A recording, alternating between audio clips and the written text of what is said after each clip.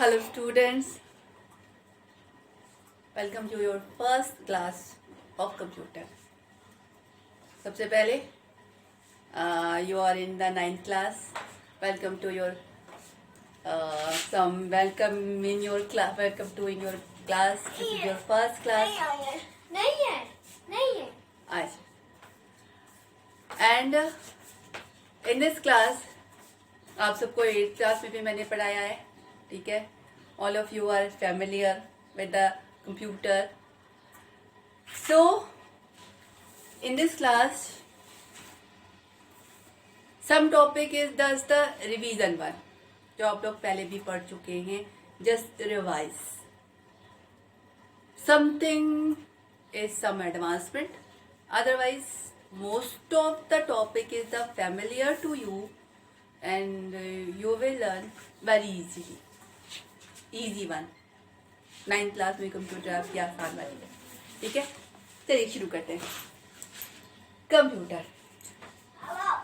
Now tell me what is the computer?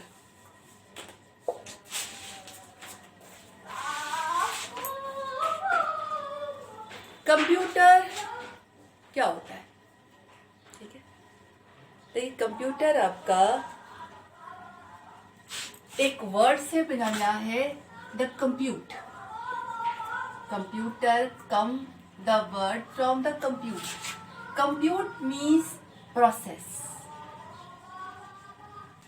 Means computer is a electronic device which take the data, process it and gives you the output. Computer आपका एक ऐसा electronic device है जो आपसे data receive करता है, उस data को प्रोसेस करता है और उसके बाद प्रोसेसिंग के बाद जो रिजल्ट आया उस रिजल्ट को आपको देता है. दैट इज द कंप्यूटर, ठीक है. कंप्यूटर सिस्टम क्या है?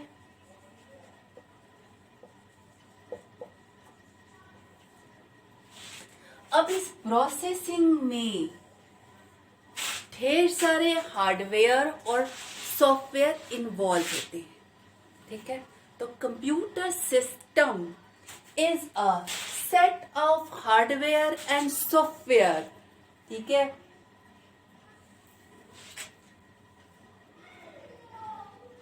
That is necessary to make the computer to perform a particular task.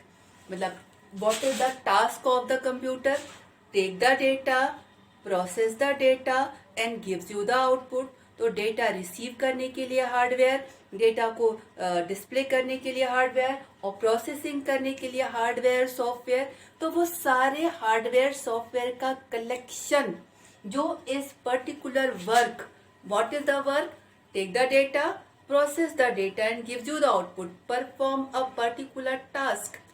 उस पर्टिकुलर टास्क को परफॉर्म करने के लिए जिस सेट ऑफ हार्डवेयर और सॉफ्टवेयर की जरूरत होती है, मतलब वो set of hardware and software need to perform a particular task, that is called the computer system. System means the collection. तो वो कलेक्शन जो हार्डवेयर एंड सॉफ्टवेयर का कलेक्शन जो एक पर्टिकुलर टास्क को परफॉर्म करने के लिए जरूरी होता है, that is the computer system, ठीक है. अब okay, computer is the electronic device, ठीक है. तो electronic device which perform something, which process the data and perform a task. अब सवाल ये है कि ये जो आपका टास्क परफॉर्म कर रहा है और ढेर सारे काम कर रहा है, में क्या खास बात है इसमें? मतलब काम तो हम भी कर सकते हैं, तो ये अलग कैसे हुआ और ये क्या ऐसी चीज है, मतलब हमसे किस मामले में ये सुपीरियर है और हम उससे किस मामले में अलग हैं? हम भी तो काम ऐसे ही करते हैं. डेटा देखिए, कोई भी काम ऐसे ही करता है कि किसी भी को भी काम करने के लिए, जैसे मान लीजिए आपको मैंने काम करने के लिए कोई कहा, जैसे कहा आपको मान लीजिए मैंने कहा 2 नंबर का सम निकालो, ठीक है. सबसे पहले आपको क्या चाहिए होगा? 2 नंबर. उसके बाद आप क्या करेंगे? जो भी एडिशन या जो भी मैथमेटिकल वर्क आपको करनी है, प्रोसेसिंग आपने किया, उसके बाद आप मुझे रिजल्ट बताएंगे। ठीक है, कंप्यूटर भी ऐसे ही करता है। आप कंप्यूटर को 2 नंबर का सम निकालना हो तो आप उसे 2 नंबर देंगे थ्रू इनपुट डिवाइस, उसके बाद वो प्रोसेसिंग करेगा अपने हार्डवेयर में और आपको रिजल्ट बताएगा। तो this is a system, computer system, and this is you.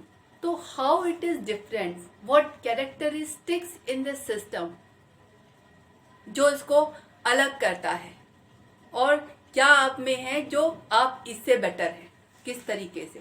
तो what is the characteristics of the computer system.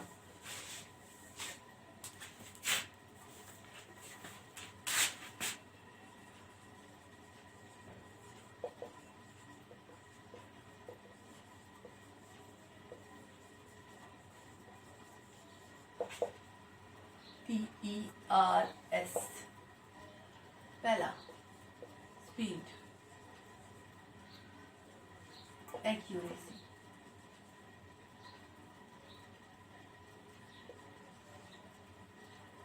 Storage, diligence,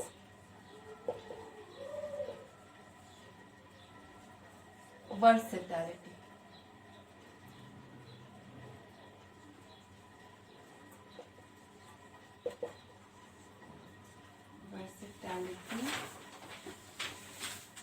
power of remembering,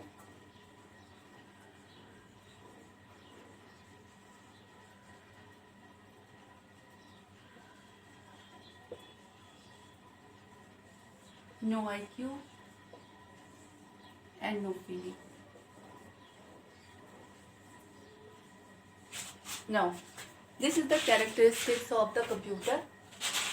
I will take one by one. Speed. Speed means computer की speed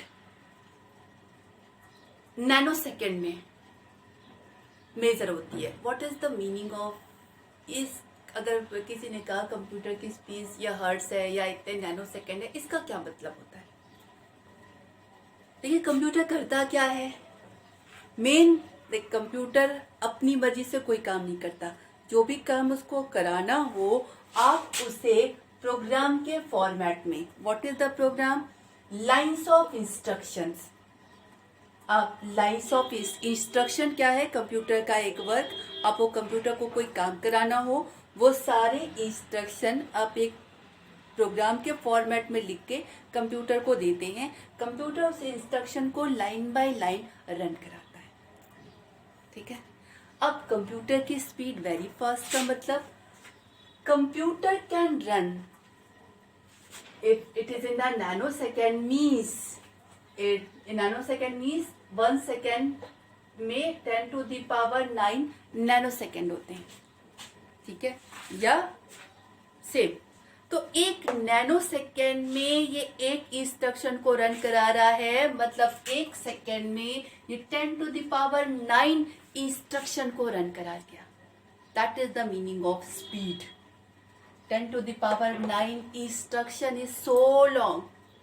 So the speed of computer is very much high in compared to human being से compare आप कर ही नहीं सकते। It's a very high speed, means very much work it can perform in seconds. So speed is very much high. Accuracy क्या होता है कि okay ये बहुत ज़्यादा काम कर रहा है, और साथ में ये भी चीज़ कि कंप्यूटर अगर कोई काम कर रहा है तो वो काम एक्यूरेट मतलब सही होगा। देखिए एक टर्म होता है garbage in garbage out, GIGO। मतलब एक कंप्यूटर में अपनी कोई दिमाग वाली चीज़ नहीं होती। ठीक है, अब इंस्ट्रक्शन को काम करने के लिए डेटा चाहिए, तो अगर आपने सही डेटा दिया है तो ये हमेशा एक्यूरेट और सही रिजल्ट निकालेगा। गलत डेटा दिया है तो वो अपनी मर्जी से उस डेटा को सही नहीं कर देगा। ठीक है, गलत, गार्बेज इन गार्बेज आउट, गलत दिया है तो गलत ही निकलेगा। लेकिन अगर आपने इसको जो जिस डेटा पर काम करना है वो डेटा सही दिया है तो ये हमेशा सही ही रिजल्ट देगा। उस रिजल्ट में, उस कैलकुलेशन में कोई भी गड़बड़ी ये नहीं करता है। That is called the accuracy. Storage. Storage क्या होता है? It can store very long of data in just small format। ठीक है, आपकी जो हार्ड डिस्क की साइज होती है बस इतनी बड़ी, और उसमें आप अगर मैनुअली डेटा रख रहे हैं तो समझ लीजिए कि आपकी पूरी बिल्डिंग में जितनी अलमारियां हैं उसमें जितने भी फाइलें रखी है वो पूरा फाइल इतने से बड़े हार्ड डिस्क में आ जाएगा। तो स्टोरेज कैपेसिटी आपकी गीगाबाइट, टेराबाइट में होती है। तो बहुत बड़ा डेटा एक छोटे से फॉर्मेट में ये स्टोर करके रख लेता और जब आपको ज़रूरत हो ये तुरंत निकाल के दे देगा। That is the database. So it can store a very large amount of the data in a very small space. That is called the storage. Diligence. Diligence क्या होता है कि आपका इसे कोई थकावट नहीं होती। मतलब जैसे आज नॉर्मल ह्यूमन भी 4-5 घंटा, 6 घंटा, 7 घंटा, 8 घंटा, 9 घंटा काम किया। 9 घंटा बहुत ज़्यादा होते हैं। उसके बाद उसको थकान लगने लगेगी, भूख लगने लगेगी, प्यास लगने लगेगी, काम करने की स्टैमिना घट जाएगी, उसके बाद वो काम नहीं कर पाएगा, दिमाग थक जाता है। लेकिन ये वाली चीज़ कंप्यूटर में नहीं होती। कंप्यूटर नहीं थकता, आप उससे कंटिन्यूअस काम ले सकते हैं। जैसे आप देखते होंगे सर्वर्स, इंटरनेट पे जो किसी काम को करने का सर्वर है उस पे आप चाहे दिन में काम करिए चाहे रात में काम करिए, हर वक्त वो सर्वर ऑन रहता है। तो he is performing his work 24 hours without any diligence. कोई थकावट, कोई चीज उसे नहीं हो रही है, वो काम कर रहा है, कंटिन्यूअस कर रहा है। उसको किसी भूख प्यास की या किसी आराम की कोई नीड नहीं है। That is the diligence. Versatility means computer can perform any work. I am giving you the example. आपने कंप्यूटर कहाँ कहाँ देखा है? आपने लगभग हर जगह देखा होगा। हॉस्पिटल में देखा होगा, होटल में देखा होगा, स्कूल में देखा है, और शॉप में देखा है, रेलवे रिजर्वेशन में देखा है, एयरलाइन रिजर्वेशन में देखा है, हर जगह। और हर जगह ये अलग अलग काम को कर रहा होता है। तो होटल में ये होटल वाला काम कर रहा होता है, हॉस्पिटल में ये हॉस्पिटल वाली वर्किंग, और रिजर्वेशन में ये रिजर्वेशन वाला काम, शॉप में ये शॉप वाला काम, घर में ये घर वाला काम, हर जगह अलग अलग काम। Means it is the versatile. It can perform in any place any such type of work he can do. That is the versatile. Versatile means can perform all. That is the versatility, and computer is the versatile. Power of remembering. Power of remembering क्या मतलब? जैसे आपको कोई लंबा सा जोड़ना है तो आपको पहले वाला याद रखना पड़ेगा, और समथिंग। तो the remembering power means calculation, long calculation speed, remembering power आपके कंप्यूटर में बहुत ज़्यादा होती है क्योंकि मेमोरी ज़्यादा होती है। जैसे रैम, देखिए जब आप काम कर रहे हो, मतलब दिमाग वाला काम अगर आपने करना शुरू किया तो वो आप इस पे कर रहे हैं, वो लंबा वा कैलकुलेशन आप भूल जाएंगे करते करते कि पहले वाला क्या लिया था। तो तब रिमेम्बरिंग मीन्स डेटा कितना बड़ा और कितनी भी ज़्यादा हो सकता है, it can perform on that data. That is the power of remembering. No IQ। अब आप सोचे होंगे इतनी तारीफ हो गई, तो इट इज मतलब अगर ह्यूमन बीइंग से कंपेयर करें तो ज़्यादा स्पीड में भी काम कर रहा है, ज़्यादा एक्यूरेट भी काम कर रहा है, थक भी नहीं रहा है, सब कुछ है। तो फिर तो ह्यूमन बीइंग से ये बेटर हुआ।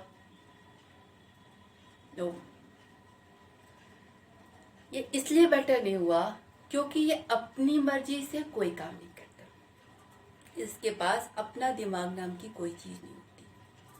क्या ये करता है? ये वही काम करता है जिस काम को करने का प्रोग्राम आपने दिया। और प्रोग्राम तो आपने बनाया, ठीक है, प्रोग्राम में जो लाइनें लिखी वो आपने लिखी। तो इसको मान लीजिए आपने 2 नंबर 10 नंबर का सम निकालने का प्रोग्राम दिया, तो ये उसका एवरेज नहीं निकाल पाएगा, ठीक है। अब आप सोचोगे हम लोगों ने ओके सम एवरेज अपनी जगह बहुत बार देखा है, जैसे गूगल का गूगल असिस्टेंट, आप उसे बोलते हैं वो तुरंत समझ जाता है कि क्या देना है और वो उस अकॉर्डिंग आपको सर्च करके दे देता है। ये तो आईक्यू जैसी चीज हुई, ठीक है। तो ये आईक्यू उस कंप्यूटर की अपनी नहीं है, ये होता है it is called the artificial intelligence, AI।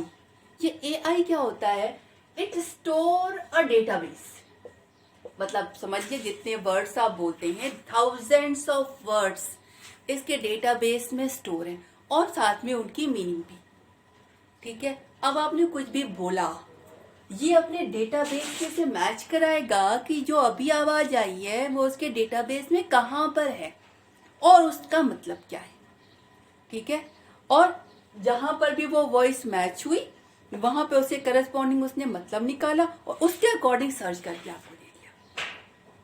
तो उसने आपने जो बोला उसे नहीं समझ में आया, उसने अपने डेटाबेस में मैच करा के समझा, ठीक है। तो this is not the IQ, this is just searching. अरे इसके पास ढेर सारा है, उसमें से देखा हाँ ये है, ये है, तो ये है, दैट इज द डेटाबेस। तो कंप्यूटर के पास अपना कोई दिमाग नहीं होता, सेम कोई फीलिंग नहीं होती, जैसे सामने वाला हमें ज्यादा काम करना चाहिए, कम काम करना चाहिए, ऐसी कोई फीलिंग, कोई IQ, कोई भी ह्यूमन बीइंग वाली कोई भी चीज कंप्यूटर के पास नहीं होती, क्योंकि उसका कोई दिमाग नहीं होता, उसके पास कोई फीलिंग नहीं है। तो this is here it is different from a man.